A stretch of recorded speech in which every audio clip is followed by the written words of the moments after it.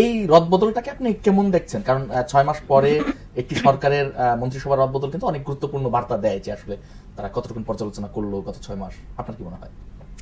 না মানে এই রদবদল দেখে আমার খুব বেশি মনে হয় নাই যে পর্যালোচনা প্রসূত কোনো রদবদল এটা হয়েছে। কারণ আমরা দেখলাম যে মহামান্য রাষ্ট্রপতি বর্তমানে মির্জা ফখরুল ইসলাম আলমগীর উনার জায়গায় হচ্ছে দায়িত্ব পেয়েছেন হলো ডক্টর মঈন খান।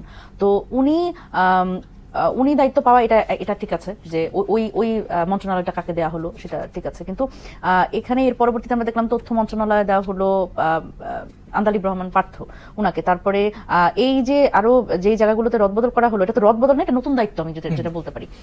এবং রদবদল বলতে তথ্য মন্ত্রণালয় তো আগে যিনি ছিলেন তথ্য মন্ত্রণালয়ে, আমি জানি না আসলে যে ওখানে আসলে কি সমস্যা ছিল, এটা হয়তো ইন্টারনাল কিছু একটা হতে পারে।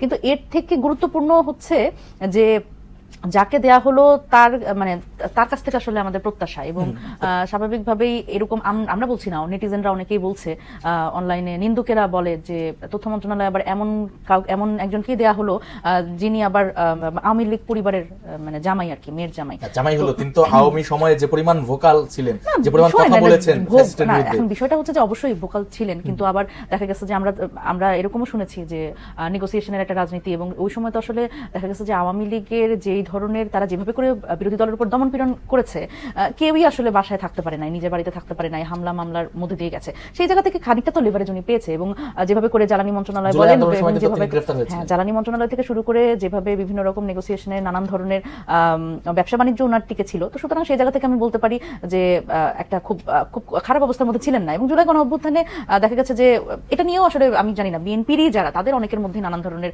নানান মন্তব্য